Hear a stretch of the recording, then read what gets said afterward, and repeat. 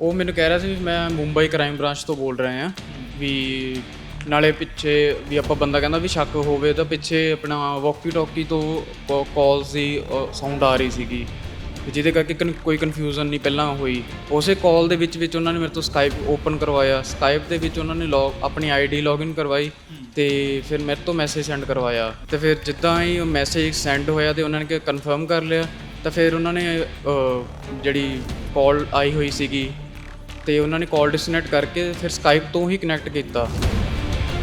ਪੈਸਿਆਂ ਤੱਕ ਕਿਸ ਤਰ੍ਹਾਂ ਗੱਲ ਪਹੁੰਚੀ, ਜਿਹੜੇ ਪੈਸਿਆਂ ਦੀ ਟ੍ਰਾਂਜੈਕਸ਼ਨ ਉਹਨਾਂ ਨੇ? ਐਕਚੁਅਲ ਮੈਂ ਪਹਿਲਾਂ ਉਹ ਟ੍ਰਾਂਜੈਕਸ਼ਨ ਕਰ ਨਹੀਂ ਰਿਹਾ ਸੀਗਾ। ਮੈਂ ਉਹਨਾਂ ਨੂੰ ਕਨਫਰਮ ਕੀਤਾ ਵੀ ਕਿਉਂਕਿ ਮੈਂ ਕਿਹਾ ਵੀ ਮੇਰੀ ਅਮਾਊਂਟ ਕਾਫੀ ਵੱਡੀ ਹੈਗੀ ਆ ਵੀ ਮੈਂ ਇੱਦਾਂ ਨਹੀਂ ਕਰ ਸਕਦਾ ਹੈਗਾ। ਨੰਬਰ ਜਿਹੜਾ ਦਿੱਤਾ ਉਹ ਕਿਸ ਨਾਮ ਤੋਂ ਉਹਨਾਂ ਨੇ ਦੱਸਿਆ?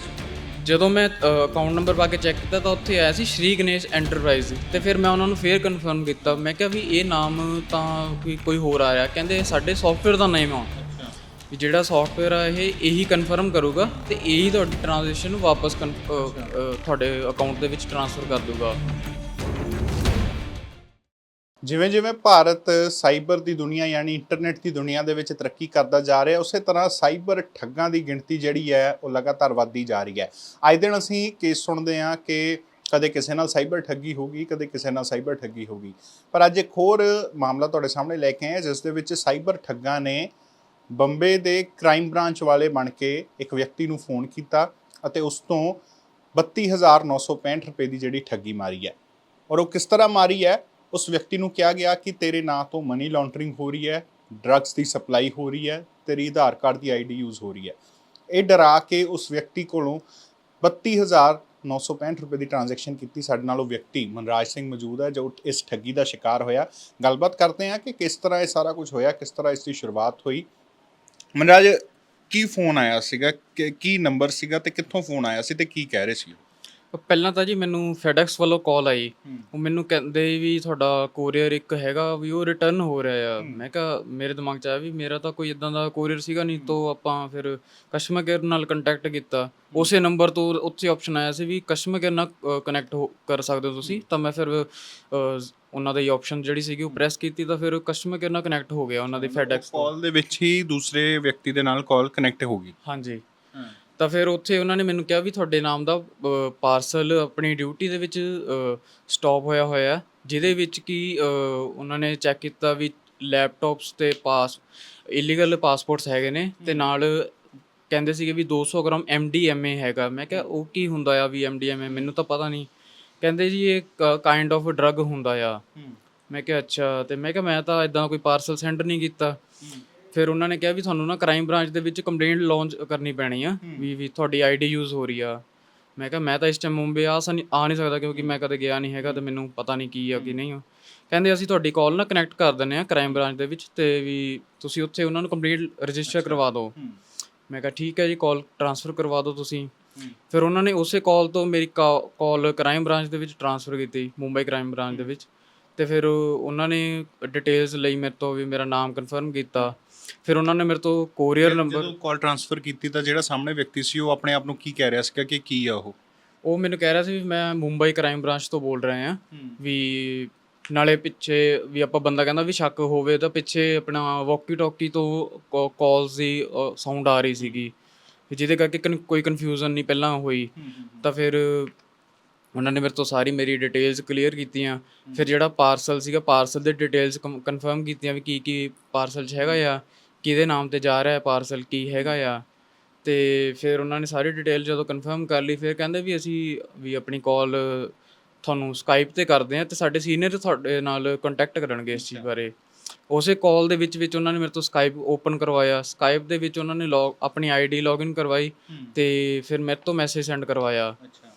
ਅਤੇ ਫਿਰ ਜਿੱਦਾਂ ਹੀ ਮੈਸੇਜ ਸੈਂਡ ਹੋਇਆ ਅਤੇ ਉਹਨਾਂ ਨੇ ਕਨਫਰਮ ਕਰ ਲਿਆ ਤਾਂ ਫਿਰ ਉਹਨਾਂ ਨੇ ਜਿਹੜੀ ਕਾਲ ਆਈ ਹੋਈ ਸੀਗੀ ਅਤੇ ਉਹਨਾਂ ਨੇ ਕਾਲ ਡਿਸਕਨੈਕਟ ਕਰਕੇ ਫਿਰ ਸਕਾਈਪ ਤੋਂ ਹੀ ਕਨੈਕਟ ਕੀਤਾ। ਅੱਛਾ। ਅਤੇ ਸਕਾਈਪ 'ਤੇ ਫਿਰ ਕੀ ਗੱਲਬਾਤ ਹੋਈ ਤੁਹਾਡੇ? ਕੀ ਵੀਡੀਓ ਕਾਲ ਸੀ ਜਾਂ ਸਿੰਪਲ ਨੋਰਮਲ ਕਾਲ ਸੀ ਜਾਂ ਚੈਟਿੰਗ ਹੋ ਰਹੀ ਸੀ? ਸਕਾਈਪ ਦੇ ਵਿੱਚ ਜਿਹੜੀ ਕਾਲ ਸੀਗੀ ਉਹ ਚੱਲ ਰਹੀ ਸੀ ਵੀਡੀਓ ਕਾਲ। ਵੀਡੀਓ ਸਿਰਫ ਚੱਲ ਰਹੀ ਸੀਗੀ ਮੇਰੀ, ਉਹਨਾਂ ਦੀ ਵੀਡੀਓ ਨਹੀਂ ਵਿਜ਼ੀਬਲ ਸੀਗੀ। ਅਤੇ ਮੈਂ ਉਹਨਾਂ ਨੂੰ ਪੁੱਛਿਆ ਵੀ ਤੁਸੀਂ ਕਿੱਥੋਂ ਬੋਲ ਰਹੇ ਹੋ? ਅਤੇ ਉਹ ਕਹਿੰਦੇ ਵੀ ਅਸੀਂ ਕ੍ਰਾਈਮ ਬ੍ਰਾਂਚ ਤੋਂ ਬੋਲ ਰਹੇ ਹਾਂ ਵੀ ਜਿਹੜੇ ਆਫਿਸਰ ਸੀਗੇ ਉਹਨਾਂ ਦਾ ਨਾਮ ਆਇਆ ਸੀਗਾ ਆਪਣਾ Balraj Singh DSP crime branch ਤੋਂ। ਅੱਛਾ ਤੇ ਕਹਿੰਦੇ ਵੀ ਮੈਂ ਇੰਦੌਰ ਤੋਂ ਰਹਿਣ ਵਾਲਾ ਆ ਤੇ ਮੇਰੀ ਮੁੰਬਈ ਟ੍ਰਾਂਸਫਰ ਹੋਈ ਆ। ਮੈਂ ਕਿਹਾ ਅੱਛਾ ਠੀਕ ਹੈ ਜੀ। ਤੇ ਫਿਰ ਉੱਦਾਂ ਕਰਦੇ ਕਰਦੇ ਉਹਨਾਂ ਨੇ ਫਿਰ ਡਿਟੇਲਸ ਕਨਫਰਮ ਕੀਤੀਆਂ, ਮੇਰਾ ਨਾਮ, ਮੇਰਾ ਫ਼ੋਨ ਨੰਬਰ, ਮੇਰੀ ਲੋਕੇਸ਼ਨ ਵੀ ਮੈਂ ਕਿੱਥੇ ਦਾ ਹੈਗਾ ਤੁਹਾਨੂੰ ਆ। ਪੂਰਾ ਵਿਸ਼ਵਾਸ ਦਿਵਾ ਦਿੱਤਾ ਕਿ ਤੁਹਾਡੇ ਨਾਂ ਤੇ ਕੋਈ ਮਨੀ ਲਾਂਡਰਿੰਗ ਜਾਂ ਡਰੱਗਸ ਦੀ ਸਮਗਲਿੰਗ ਹੋ ਰਹੀ ਹੈ। ਹਾਂਜੀ, ਫਿਰ ਉਹਨਾਂ ਨੇ ਮੈਨੂੰ ਦੱਸਿਆ ਵੀ ਜਿੱਦਾਂ ਪਿਛਲੇ ਆਫਿਸਰ ਨੇ ਦੱਸਿਆ ਸੀ ਮੈਨੂੰ ਵੀ ਤੁਹਾਡੇ ਨਾਮ ਦੀ ਮਨੀ ਲਾਂਡਰੀ ਚੱਲ ਰਹੀ ਆ ਤੇ ਤੁਹਾਡੀ ਆਈਡੀ ਯੂਜ਼ ਹੋ ਰਹੀ ਆ, ਵੀ ਉਹਦੇ ਕਰਕੇ ਅਸੀਂ ਆਪਣੀ ਸੀਨੀਅਰ ਨੂੰ ਕਾਲ ਟ੍ਰਾਂਸਫਰ ਕਰ ਰਹੇ ਹਾਂ। ਤੇ ਫਿਰ ਇਹਨਾਂ ਨੇ ਜਿਹੜੇ ਅੱਗੋਂ ਫਿਰ ਆਫਿਸਰ ਨੇ ਮੇਰੇ ਨਾਲ ਗੱਲ ਕੀਤੀ, ਫਿਰ ਉਹਨਾਂ ਨੇ ਮੈਨੂੰ ਕਨਫਰਮ ਕਰਵਾਇਆ ਵੀ ਆਹ ਦਿਖਾਏ ਉਹਨਾਂ ਆਹ ਵਿਅਕਤੀ ਦੀ ਉਹਨਾਂ ਨੇ ਮੈਨੂੰ ਫੋਟੋ ਭੇਜੀ ਹਾਂ ਤੇ ਉਹਨਾਂ ਨੇ ਕਿਹਾ ਵੀ ਆਹ ਵਿਅਕਤੀ ਤੁਹਾਡਾ ਨਾਮ ਤੋਂ ਉੱਥੇ ਯੂਜ਼ ਕਰ ਰਿਹਾ ਆ ਅੱਛਾ ਤੇ ਵੀ ਇਹ ਤਸਵੀਰਾਂ ਭੇਜੀਆਂ ਕਿ ਇਹ ਵਿਅਕਤੀ ਇੱਥੇ ਤੁਹਾਡੇ ਨਾਂ ਤੋਂ ਡਰੱਗ ਸਮਗਲਿੰਗ ਕਰ ਰਿਹਾ। ਹਾਂਜੀ। ਤੇ ਕਹਿੰਦੇ ਵੀ ਆ ਤੁਹਾਡਾ ਪਾਰਸਲ ਆ ਜਿਹੜਾ ਅਸੀਂ ਹੁਣ ਗਵਰਨਮੈਂਟ ਸੀਲ ਦੇ ਵਿੱਚ ਰੱਖਿਆ ਹੋਇਆ। ਮੈਂ ਕਿਹਾ ਮੇਰਾ ਇਦਾਂ ਦਾ ਕੋਈ ਪਾਰਸਲ ਨਹੀਂ ਹੈਗਾ ਸੀਗਾ, ਜੋ ਕਿ ਮੈਂ ਮਤਲਬ ਮੈਨੂੰ ਕਿਸੇ ਚੀਜ਼ ਬਾਰੇ ਨੌਲੇਜ ਨਹੀਂ। ਫਿਰ ਉਹਨਾਂ ਨੇ ਮੈਨੂੰ ਇਸ ਪਰਸਨ ਬਾਰੇ ਪੁੱਛਿਆ ਵੀ ਤੁਸੀਂ ਇਸ ਪਰਸਨ ਨੂੰ ਜਾਣਦੇ ਹੋ? ਮੈਂ ਕਿਹਾ ਮੈਂ ਪਹਿਲੀ ਵਾਰੀ ਇਸ ਪਰਸਨ ਨੂੰ ਦੇਖ ਰਹੇ ਹਾਂ, ਵੀ ਨਾ ਕਦੇ ਨਾਮ ਸੁਣਿਆ ਆ। ਫਿਰ ਉਹਨਾਂ ਨੇ ਕਿਹਾ ਵੀ ਚਲੋ ਅਸੀਂ ਇਸ ਚੀਜ਼ ਬਾਰੇ ਕੰਪਲੇਂਟ ਰਜਿਸਟਰ ਕਰ ਦਿੰਦੇ ਹਾਂ ਤੁਹਾਡੀ। ਤੇ ਫਿਰ ਜਦੋਂ ਉਹਨਾਂ ਨੇ ਕੰਪਲੇਂਟ ਕਹਿੰਦੇ ਸੀ ਅਸੀਂ ਕੰਪਲੇਂਟ ਰਜਿਸਟਰ ਕਰ ਦਿੰਦੇ ਹਾਂ, ਤਾਂ ਫਿਰ ਉਹਨਾਂ ਨੇ ਮੈਨੂੰ ਆਹ ਬਿਊਰੋ ਲੈਟਰ ਭੇਜੀ ਇੱਕ ਇੱਦਾਂ ਮੇਰੇ ਆਧਾਰ ਕਾਰਡ ਨੰਬਰ ਤੇ ਮੇਰਾ ਨਾਮ। ਅੱਛਾ ਤਾਂ ਆਈਡੀ ਤੁਹਾਡੇ ਕੋਲ ਉਹਨਾਂ ਨੇ ਤੁਹਾਡੀ ਦੁਆਰਾ ਮੰਗੀ ਸੀਗੀ? ਹਾਂਜੀ, ਆਧਾਰ ਕਾਰਡ ਆਈਡੀ ਉਹਨਾਂ ਨੇ ਮੇਰੇ ਤੋਂ ਮੰਗੀ ਦੁਬਾਰਾ। ਫਿਰ ਕਹਿੰਦੇ ਵੀ ਕਿ ਅਸੀਂ ਫਿਰ ਕਨਫਰਮ ਕਰਾਂਗੇ। ਜਿੱਦਾਂ ਕਿ ਉਹਨਾਂ ਨੇ ਪਹਿਲਾਂ ਮੇਰੇ ਤੋਂ ਆਈਡੀ ਮੰਗੀ, ਤਾਂ ਫਿਰ ਆਈਡੀ ਦੇ ਮੰਗਣ ਸਾਰ ਉਹਨਾਂ ਨੇ ਵੋਕੀ ਟੋਕੀ 'ਤੇ ਗੱਲ ਕੀਤੀ ਕਿਸੇ ਬੰਦੇ ਨਾਲ, ਕਿਸੇ ਦੂਸਰੇ ਆਫਿਸਰ ਨਾਲ। ਜਿੱਦਾਂ ਮੈਨੂੰ ਉਹਨਾਂ ਨੇ ਦੱਸਿਆ ਕਿ ਵੀ ਉਹਨਾਂ ਨੇ ਕਿਹਾ ਸੀ ਤੁਹਾਡੀ ਆਈਡੀ ਚੈੱਕ ਕਰਵਾ ਰਹੇ ਹਾਂ ਵੀ ਇੱਥੇ ਕੋਈ ਹੋਰ ਤਾਂ ਨਹੀਂ ਚੱਲ ਰਿਹਾ। ਜਿੱਦਾਂ ਕਿ ਉਹਨਾਂ ਨੇ ਚੈੱਕ ਕੀਤਾ ਵੀ ਇੱਕ ਤਾਂ ਮਨੀ ਲਾਂਡਰਿੰਗ ਦੇ ਵਿੱਚ ਨਾਮ ਬੋਲ ਰਿਹਾ ਸੀਗਾ ਤੇ ਡਰੱਗਸ ਦੇ ਵਿੱਚ, ਫਿਰ ਉੱਥੇ ਇਲੀਗਲ ਬੈਂਕ ਅਕਾਊਂਟਸ ਦੇ ਵਿੱਚ ਵੀ ਨਾਮ ਬੋਲ ਰਿਹਾ ਸੀਗਾ, ਜੋ ਕਿ ਉਹ ਉਹਨਾਂ ਸਾਹਮਣੇ ਵਾਲੇ ਦਾ ਕਹਿਣਾ ਸੀ। ਹਾਂਜੀ, ਜੋ ਉਹਨਾਂ ਦਾ ਵੋਕੀ ਟੋਕੀ ਤੇ ਮੈਂ ਜੋ ਸੁਣਿਆ ਉਹਨਾਂ ਨੇ ਫਿਰ ਮੈਨੂੰ ਦੁਬਾਰਾ ਕਨਵੇ ਕੀਤਾ ਇਸ ਚੀਜ਼ ਦਾ। ਇਹ ਉਸ ਬਾਰੇ ਸੀਗਾ ਵੀ ਉਹ ਕਹਿੰਦੇ ਵੀ ਇਹੀ ਬੰਦਾ ਤੁਹਾਡੇ ਨਾਮ ਤੇ ਹੀ ਇਲੀਗਲ ਬੈਂਕ ਅਕਾਊਂਟਸ ਓਪਨ ਕਰ ਰਿਹਾ ਆ। ਤਾਂ ਫਿਰ ਮੈਂ ਉਸ ਟਾਈਮ ਤਾਂ ਡਰ ਗਿਆ ਵੀ ਮੈਂ ਕਿਹਾ ਇਲੀਗਲ ਬੈਂਕ ਅਕਾਊਂਟਸ ਤਾਂ ਕਿਉਂਕਿ ਇੱਦਾਂ ਹੋ ਨਹੀਂ ਸਕਦੇ। ਤੇ ਮੈਂ ਉਹਨਾਂ ਨੂੰ ਇੱਦਾਂ ਹੀ ਬੋਲਿਆ ਵੀ ਮੈਂ ਕਿਹਾ ਇੱਦਾਂ ਦਾ ਕੋਈ ਹੋ ਨਹੀਂ ਸਕਦਾ ਵੀ KYC ਵਗੈਰਾ ਕਿਉਂਕਿ ਪ੍ਰੋਪਰ ਹੁੰਦੀ ਹੈ। ਕਹਿੰਦੇ ਇਹ ਬੈਂਕ ਦੇ ਜਿਹੜੇ ਓਪਰੇਟਰ ਸੀਗੇ ਉਹ ਨਾਲ ਰਲੇ ਹੋਏ ਸੀਗੇ ਤੇ ਅਸੀਂ ਉਹਨਾਂ ਨੂੰ ਵੀ ਗ੍ਰਿਫਤਾਰ ਕਰ ਲਿਆ ਹੋਇਆ ਆ। ਠੀਕ ਹੈ। ਤੇ ਉਸ ਤੋਂ ਬਾਅਦ ਫਿਰ ਕੀ ਗੱਲ ਹੋਈ? ਪੈਸਿਆਂ ਤੱਕ ਕਿਸ ਤਰ੍ਹਾਂ ਗੱਲ ਪਹੁੰਚੀ, ਜਿਹੜੇ ਪੈਸਿਆਂ ਦੀ ਟ੍ਰਾਂਜੈਕਸ਼ਨ ਉਹਨਾਂ ਨੇ ਕਰਾਈ? ਐਕਚੁਅਲ ਘੱਟੋ ਘੱਟ ਉਹਨਾਂ ਨੇ 1.5 ਘੰਟਾ ਮੇਰੇ ਨਾਲ ਇੱਦਾਂ ਹੀ ਸਾਰੀ ਕਲੈਰੀਫਿਕੇਸ਼ਨ ਕਰਦੇ ਰਹੇ। ਤੇ ਫਿਰ ਕਰਦੇ ਕਰਦੇ ਉਹਨਾਂ ਨੇ ਕਿਹਾ ਵੀ ਸਾਡੇ ਕੋਲ ਨਾ ਇੱਕ ਸੌਫਟਵੇਅਰ ਹੈਗਾ ਆ ਵੀ ਜਿਹਦੇ ਨਾਲ ਵੀ ਅਸੀਂ ਕਨਫਰਮ ਕਰ ਲੈਂਦੇ ਹਾਂ ਵੀ ਕੋਈ ਇਲੀਗਲ ਟ੍ਰਾਂਜੈਕਸ਼ਨ ਜਾਂ ਕੋਡਿੰਗ ਦੇ ਵਿੱਚ ਸਾਡੀ ਟ੍ਰਾਂਜੈਕਸ਼ਨ ਜਿਹੜੀ ਹੈਗੀ ਹੈ ਇਹ ਐਸਾ ਕੋਡ ਵੀ ਅਸੀਂ ਬਣਾਇਆ ਹੋਇਆ ਵੀ ਇਹ ਇਲੀਗਲ ਟ੍ਰਾਂਜੈਕਸ਼ਨ ਨੂੰ ਕਨਫਰਮ ਕਰ ਦਿੰਦਾ ਵੀ ਜੇ ਹੋਈਆਂ ਜਾਂ ਨਹੀਂ ਹੋਈਆਂ। ਤੇ ਚਲੋ ਪਹਿਲਾਂ ਤਾਂ ਮੈਂ ਗੌਰਿਆ ਨਹੀਂ, ਫਿਰ ਉਹਨਾਂ ਨੇ ਇੱਕ ਦੁਬਾਰਾ ਲੈਟਰ ਭੇਜੀ ਵੀ RBI ਵੱਲੋਂ ਵੀ ਉਹ ਲੈਟਰ ਹੈਗੀ ਤੁਹਾਡੇ ਫੋਨ ਦੇ ਵਿੱਚ, ਦਿਖਾ ਸਕਦੇ ਹੋ? ਹਾਂ, ਫੋਨ 'ਚ ਹੈਗੀ, ਮੈਂ ਪ੍ਰਿੰਟਰ ਨਹੀਂ ਲਿਆ। ਅੱਛਾ, ਫਿਰ ਇੱਕੋ RBI ਦੇ ਨਾਂ ਤੋਂ ਇੱਕ ਲੈਟਰ ਆਈ, ਪਹਿਲਾਂ ਮੁੰਬਈ ਕ੍ਰਾਈਮ ਬ੍ਰਾਂਚ ਤੇ ਉਸ ਤੋਂ ਬਾਅਦ RBI ਤੋਂ ਹੋਈ? ਹਾਂਜੀ, ਉਹ ਸੀਗੀ ਆਪਣਾ ਅਕਨੋਲਜਮੈਂਟ ਲੈਟਰ। ਦਿਖਾ ਦਿਓ ਇੱਕ ਵਾਰੀ। ਅਕਨੋਲਜਮੈਂਟ ਲੈਟਰ ਫਰੋਮ ਫਾਈਨਾਂਸ ਮਿਨਿਸਟਰ। ਅੱਛਾ ਠੀਕ ਹੈ। ਤੇ ਇਹਦੇ ਵਿੱਚ ਕੀ ਲਿਖਿਆ ਹੋਇਆ ਸੀ ਲੈਟਰ 'ਚ? ਇਹਦੇ ਵਿੱਚ ਲਿਖਿਆ ਹੋਇਆ ਸੀ ਵੀ ਤੁਹਾਡੇ ਨਾਮ ਵੀ ਅਸੀਂ ਇੱਕ ਕੋਡਿੰਗ ਟ੍ਰਾਂਜੈਕਸ਼ਨ ਕਰ ਰਹੇ ਹਾਂ ਵੀ ਜੋ ਕਿ ਅਮਾਊਂਟ ਹੈਗੀ 32,965 ਦੀ। ਵੀ ਇਹ ਇੱਕ ਕੋਡ ਟ੍ਰਾਂਜੈਕਸ਼ਨ ਹੈਗੀ ਆ ਜਿਹਦੇ ਨਾਲ ਸਾਨੂੰ ਵੀ ਇਲੀਗਲ ਤੇ ਲੀਗਲ ਅਕਾਊਂਟਸ ਦਾ ਪਤਾ ਲੱਗ ਜਾਂਦਾ ਆ। ਤਾਂ ਤੁਸੀਂ ਫਿਰ ਉਹ ਟ੍ਰਾਂਜੈਕਸ਼ਨ ਕਰ ਦਿੱਤੀ?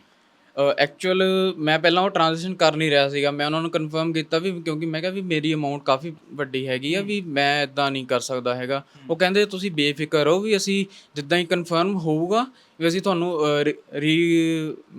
ਰੀਸੈਂਡ ਕਰ ਦਾਂਗੇ, ਤੁਹਾਨੂੰ ਵਾਪਸ ਤੁਹਾਡੇ ਅਕਾਊਂਟ 'ਚ ਵਾਪਸ ਆ ਜਾਊਗਾ। ਫਿਰ ਜਦੋਂ ਮੈਂ ਉਹਨਾਂ ਦਾ ਅਕਾਊਂਟ ਨੰਬਰ ਪਾਇਆ ਤੇ ਮੈਂ ਉੱਥੇ ਉਹਨਾਂ ਨੂੰ ਅਕਾਊਂਟ ਨੰਬਰ ਜਿਹੜਾ ਦਿੱਤਾ ਉਹ ਕਿਸ ਨਾਮ ਤੋਂ ਉਹਨਾਂ ਨੇ ਦੱਸਿਆ ਸੀ? ਜਦੋਂ ਮੈਂ ਅਕਾਊਂਟ ਨੰਬਰ ਪਾ ਕੇ ਚੈੱਕ ਕੀਤਾ ਤਾਂ ਉੱਥੇ ਆਇਆ ਸੀ ਸ਼੍ਰੀ ਗਣੇਸ਼ ਐਂਟਰਪ੍ਰਾਈਜ਼। ਤੇ ਫਿਰ ਮੈਂ ਉਹਨਾਂ ਨੂੰ ਫੇਰ ਕਨਫਰਮ ਕੀਤਾ, ਮੈਂ ਕਿਹਾ ਵੀ ਇਹ ਨਾਮ ਤਾਂ ਕੋਈ ਹੋਰ ਆ ਰਿਹਾ। ਕਹਿੰਦੇ ਸਾਡੇ ਸੌਫਟਵੇਅਰ ਦਾ ਨੇਮ ਆ ਵੀ ਜਿਹੜਾ ਸੌਫਟਵੇਅਰ ਆ ਇਹ ਇਹੀ ਕਨਫਰਮ ਕਰੂਗਾ ਤੇ ਇਹੀ ਤੁਹਾਡੀ ਟ੍ਰਾਂਜੈਕਸ਼ਨ ਨੂੰ ਵਾਪਸ ਤੁਹਾਡੇ ਅਕਾਊਂਟ ਦੇ ਵਿੱਚ ਟ੍ਰਾਂਸਫਰ ਕਰ ਦੂਗਾ। ਮੈਂ ਕਿਹਾ ਚਲੋ ਠੀਕ ਹੈ, ਮੈਂ ਕਰਕੇ ਦੇਖ ਲੈਂਦਾ। ਫਿਰ ਜਦੋਂ ਮੈਂ ਪਹਿਲਾਂ ਆਪਣੀ PNB ਐਪ ਤੋਂ ਕਰਕੇ ਦੇਖ ਰਿਹਾ ਸੀਗਾ ਤਾਂ ਉੱਥੇ ਹੋਇਆ ਨਹੀਂ। ਫਿਰ ਉਹਨਾਂ ਦੀ ਦੁਬਾਰਾ ਕਾਲ ਉਹਨਾਂ ਨੇ ਬੋਲਿਆ ਵੀ ਤੁਹਾਡੀ ਜਿਹੜੀ ਟ੍ਰਾਂਜੈਕਸ਼ਨ ਆ ਉਹ ਹੋਈ ਨਹੀਂ ਹੈਗੀ। ਮੈਂ ਕਿਹਾ ਮੇਰੇ ਵੱਲੋਂ ਸਕਸੈਸ ਹੋ ਗਈ। ਤੇ ਜਦੋਂ ਮੈਂ ਚੈੱਕ ਕੀਤਾ ਤਾਂ ਫਿਰ ਉਹਨਾਂ ਨੇ ਕਿਹਾ ਵੀ ਸਾਨੂੰ ਸਕਰੀਨਸ਼ਾਟ ਸੈਂਡ ਕਰੋ। ਜੋ ਸਕਰੀਨਸ਼ਾਟ ਸੈਂਡ ਕਰਤੇ ਉਹਨਾਂ ਨੂੰ ਤਾਂ ਫਿਰ ਉਸ ਤੋਂ ਬਾਅਦ ਉਹਨਾਂ ਨੇ ਕਿਹਾ ਵੀ ਇਹ ਤੁਸੀਂ ID ਬਣਾ ਲਈ ਆ ਸਾਡੇ ਨਾਮ ਦੀ ਤੇ ਜਿਵੇਂ ਜੋ ਬੈਨੀਫੀਸ਼ੀਅਰੀ ਐਡ ਹੁੰਦਾ ਹੈ ਹਾਂਜੀ ਬੈਨੀਫੀਸ਼ੀਅਰੀ ਐਡ ਹੋ ਜਾਂਦਾ। ਮੈਂ ਕਿਹਾ ਵੀ ਮੈਨੂੰ ਇਦਾਂ ਕਨਫਰਮ ਨਹੀਂ ਵੀ, ਕਿਉਂਕਿ ਮੈਂ ਇੰਨਾ ਯੂਜ਼ ਨਹੀਂ ਕਰਦਾ ਹੈਗਾ। ਤੇ ਫਿਰ ਉਹਨਾਂ ਨੇ ਕਿਹਾ ਵੀ ਤੁਸੀਂ ਸਕਰੀਨਸ਼ਾਟ ਸੈਂਡ ਕਰੋ। ਮੈਂ ਫਿਰ ਉਹਨਾਂ ਨੂੰ ਸਕਰੀਨਸ਼ਾਟ ਸੈਂਡ ਕੀਤੇ ਸਕਾਈਪ ਦੇ ਉੱਪਰ ਹੀ। ਅੱਛਾ। ਤੇ ਫਿਰ ਜਦੋਂ ਫਿਰ ਉਹਨਾਂ ਨੇ ਕਿਹਾ ਵੀ ਚਲੋ ਇਹ ਤੋਂ ਨਹੀਂ ਹੋ ਰਿਹਾ, ਤੁਸੀਂ ਗੂਗਲ ਪੇ ਕਰ ਦਿਓ। ਫਿਰ ਜਦੋਂ ਗੂਗਲ ਪੇ ਤੋਂ ਟ੍ਰਾਂਜੈਕਸ਼ਨ ਕੀਤੀ ਤਾਂ ਉਹ ਸਕਸੈਸਫੁਲ ਹੋ ਗਈ। ਫਿਰ ਉਹਨਾਂ ਨੇ ਕਿਹਾ ਵੀ ਗੂਗਲ ਪੇ ਦਾ ਸਕਰੀਨਸ਼ਾਟ ਤੇ ਜਿਹੜਾ ਤੁਹਾਨੂੰ ਡੈਬਿਟ ਦਾ ਮੈਸੇਜ ਆਇਆ ਵੀ ਸਾਨੂੰ ਉਹ ਵੀ ਸੈਂਡ ਕਰ ਦਿਓ। ਮੈਂ ਕਰਤਾ, ਚਲੋ ਠੀਕ ਹੈ। ਜਿੱਦਾਂ ਹੀ ਮੈਂ ਮੇਰੀ ਟ੍ਰਾਂਜੈਕਸ਼ਨ ਸਕਸੈਸ ਹੋ ਗਈ ਤਾਂ ਫਿਰ ਉਹਨਾਂ ਨੇ ਕਿਹਾ ਵੀ ਉਹਨਾਂ ਦੀ ਕਾਲ ਡਿਸਕਨੈਕਟ ਹੋ ਗਈ। ਅੱਛਾ, ਆਟੋਮੈਟਿਕਲੀ ਜਿੱਦਾਂ ਹੀ ਟ੍ਰਾਂਜੈਕਸ਼ਨ ਕਨਫਰਮ ਹੋਈ ਤੇ ਕਾਲ ਡਿਸਕਨੈਕਟ ਹੋ ਗਈ। ਤੇ ਫਿਰ ਉਹਨਾਂ ਨੇ ਕਿਹਾ ਵੀ ਮੈਂ ਮੈਸੇਜ ਕਰ ਰਿਹਾ ਸੀਗਾ, ਕਾਲ ਕਰੀ ਗਿਆ ਦੁਬਾਰਾ ਤੇ ਕਾਫੀ 10-15 ਮਿੰਟ ਨਿਕਲ ਗਏ ਤੇ ਕੋਈ ਰਿਟਰਨ ਨਹੀਂ ਹੋਇਆ, ਕਾਲ ਦਾ ਰਿਟਰਨ ਨਹੀਂ ਆਇਆ ਜਾਂ ਕੋਈ ਜਵਾਬ ਨਹੀਂ ਆਇਆ। ਤੁਹਾਨੂੰ ਕਦੋਂ ਅਹਿਸਾਸ ਹੋਇਆ ਵੀ ਤੁਸੀਂ ਸਾਈਬਰ ਠੱਗੀ ਦਾ ਸ਼ਿਕਾਰ ਹੋਏ ਹੋ? ਬਸ ਜਿੱਦਾਂ ਹੀ ਮੇਰੀ ਟ੍ਰਾਂਜੈਕਸ਼ਨ ਕੰਪਲੀਟ ਹੋਈ ਹੈ ਤੇ ਕਾਲ ਡਿਸਕਨੈਕਟ ਹੋਈ ਹੈ, ਮੈਨੂੰ ਉਦੋਂ ਹੀ ਲੱਗਿਆ ਵੀ ਮੇਰੀ ਵੀ ਸਕੈਮ ਹੋ ਗਿਆ ਮੇਰਾ ਸਾਈਬਰ ਦੇ ਨਾਲ। ਤੇ ਮੈਂ ਉੱਦਾਂ ਹੀ ਤਿਆਰ ਹੋ ਕੇ ਫਿਰ ਆਪਣਾ ਸਾਈਬਰ ਕ੍ਰਾਈਮ ਸਰਬਾ ਨਗਰ ਕ੍ਰਾਈਮ ਬ੍ਰਾਂਚ 'ਚ ਪਹੁੰਚਿਆ ਤੇ ਉੱਥੇ ਆਪਣੀ ਕੰਪਲੇਂਟ ਰਜਿਸਟਰ ਕਰਵਾਈ। ਤੇ ਕੰਪਲੇਂਟ ਰਜਿਸਟਰ ਕਰਾ ਕੇ ਉਹਨਾਂ ਨੇ ਕੀ ਚੈਕਿੰਗ ਕੀਤੀ, ਕੀ ਉਹਨਾਂ ਦਾ ਕਹਿਣਾ ਸੀਗਾ ਪੁਲਿਸ ਵਾਲਿਆਂ ਦਾ? ਕੰਪਲੇਂਟ ਰਜਿਸਟਰ ਬਸ ਉਹਨਾਂ ਨੇ ਤਾਂ ਇਹੀ ਜੋ ਹੋਇਆ ਵੀ ਕੀ ਡਿਟੇਲਸ ਵੀ ਤੁਹਾਨੂੰ ਕਿੱਦਾਂ ਕਾਲ ਆਈ, ਉਹਨਾਂ ਨੇ ਕਾਲ ਨੰਬਰ ਵਗੈਰਾ ਨੋਟ ਕਰ ਲਿਆ, ਜਿਹੜੇ ਅਕਾਊਂਟ 'ਤੇ ਟ੍ਰਾਂਜੈਕਸ਼ਨ ਹੋਈ ਆ ਉਹਨਾਂ ਨੇ ਉਹ ਨੋਟ ਕਰ ਲਿਆ ਤੇ ਬਸ ਮੈਨੂੰ ਫਿਰ ਆਪਣਾ ਕੰਪਲੇਂਟ ਨੰਬਰ ਮੇਰਾ ਰਜਿਸਟਰ ਕਰਤਾ। ਤੇ ਕੀ ਫਿਰ ਉਸ ਤੋਂ ਬਾਅਦ ਜਦੋਂ ਤੁਹਾਨੂੰ ਅਹਿਸਾਸ ਹੋ ਗਿਆ ਵੀ ਸਾਈਬਰ ਕ੍ਰਾਈਮ ਹੋਈ, ਕੀ ਤੁਹਾਡੇ ਦਿਮਾਗ ਦੇ ਵਿੱਚ ਆਇਆ ਵੀ ਕਿੱਡੀ ਵੱਡੀ ਤੁਸੀਂ ਗਲਤੀ ਕਰ ਦਿੱਤੀ? ਕਿਉਂਕਿ ਬਹੁਤ ਸਾਰੇ ਅਵੇਅਰਨੈਸ ਪ੍ਰੋਗਰਾਮ ਵੀ ਚੱਲਦੇ ਨੇ ਸਾਈਬਰ ਕ੍ਰਾਈਮ ਨੂੰ ਲੈ ਕੇ, ਤੁਸੀਂ ਫਿਰ ਵੀ ਸ਼ਿਕਾਰ ਹੋ ਗਏ ਉਸ ਦਾ। ਐਕਚੁਅਲ ਇੱਦਾਂ ਨਾ ਕਿ ਸ਼ਿਕਾਰ ਤਾਂ ਚਲੋ ਬਹੁਤ ਵੱਡੀ ਗਲਤੀ ਹੋ ਗਈ ਵੀ ਦਿਮਾਗ ਉਸ ਟਾਈਮ ਉੱਥੇ ਨਹੀਂ ਗਿਆ, ਕਿਉਂਕਿ ਉਹ ਉੱਥੇ ਤੱਕ ਜਾਣ ਹੀ ਨਹੀਂ ਦੇ, ਕਿਉਂਕਿ ਕਾਲ ਉਹ ਡਿਸਕਨੈਕਟ ਕਰਨਗੇ ਤਾਂ ਬੰਦੇ ਨੂੰ ਫਿਰ ਅਹਿਸਾਸ ਹੋਵੇ। ਦੇ ਨਾਲ ਵੀ ਉਸ ਦੌਰਾਨ ਗੱਲਬਾਤ ਕਰਨ ਦੀ ਕੋਸ਼ਿਸ਼ ਨਹੀਂ ਕੀਤੀ ਵੀ ਕਿਸੇ ਹੋਰ ਨਾਲ ਇੱਕ ਵਾਰੀ ਗੱਲਬਾਤ ਕਰਕੇ ਕੋਈ ਸਲਾਹ ਲੈ ਲਈ ਜਾਵੇ? ਕੋਈ ਇੱਦਾਂ ਦਾ ਕੁਝ ਕੀਤਾ ਨਹੀਂ ਤੁਸੀਂ? ਐਕਚੁਅਲ ਮੈਂ 1-2 ਵਾਰੀ ਉਹਨਾਂ ਦੀ ਕਾਲ ਡਿਸਕਨੈਕਟ ਕੀਤੀ ਤਾਂ ਫਿਰ ਉਹਨਾਂ ਦਾ ਨਾਲ ਦੀ ਨਾਲ ਕਾਲ ਆ ਗਿਆ, ਕਿਉਂਕਿ ਮੇਰੇ ਕੋਲ ਹੋਰ ਕੋਈ ਫ਼ੋਨ ਅਵੇਲੇਬਲ ਨਹੀਂ ਸੀਗਾ ਉਸ ਟਾਈਮ।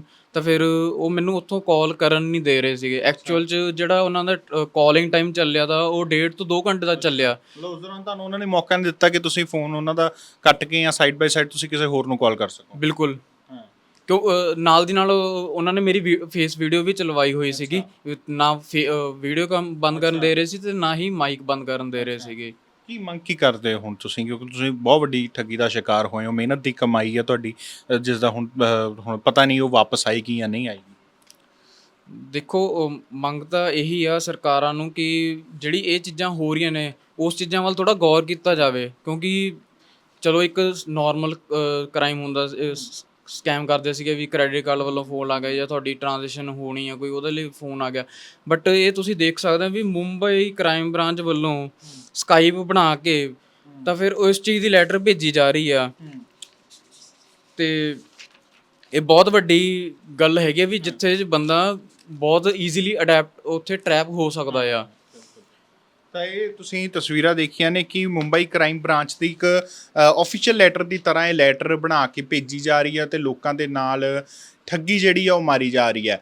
ਤਾਂ ਇਸ ਵੀਡੀਓ ਦਾ ਮਕਸਦ ਇਹੀ ਹੈ ਕਿ ਇੱਦਾਂ ਦੀਆਂ ਠੱਗੀਆਂ ਤੋਂ ਬਚੋ। ਜੇਕਰ ਤੁਹਾਨੂੰ ਇੱਦਾਂ ਦਾ ਕੋਈ ਵੀ ਫੋਨ ਆਉਂਦਾ ਤਾਂ ਤੁਰੰਤ ਉਸ ਫੋਨ ਨੂੰ ਕੱਟ ਕੇ ਤੁਸੀਂ ਸਾਈਬਰ ਕ੍ਰਾਈਮ ਨਾਲ ਸੰਪਰਕ ਕਰੋ ਅਤੇ ਆਪਣੀ ਕੰਪਲੇਂਟ ਲਿਖਾਓ। ਕਦੀ ਵੀ ਕਿਸੇ ਦੇ ਨਾਲ ਆਪਣਾ OTP ਸ਼ੇਅਰ ਨਾ ਕਰੋ, ਨਾ ਪੈਸੇ ਇਸ ਤਰ੍ਹਾਂ ਦੇ ਨਾਲ ਟ੍ਰਾਂਸਫਰ ਕਰੋ। ਤਾਂ ਵਧੇਰੇ ਅਪਡੇਟਸ ਸੀ ਸਾਨੂੰ ਜੁੜੋ। ਕੈਮਰਾਮੈਨ ਸੰਦੀਪ ਸਿੰਘ ਦੇ ਨਾਲ ਸਨਮਜੀਤ ਸਿੰਘ ਭੱਲਾ, ਰੋਜ਼ਾਨਾ ਸਪੋਕਸਮੈਨ, ਲੁਧਿਆਣਾ।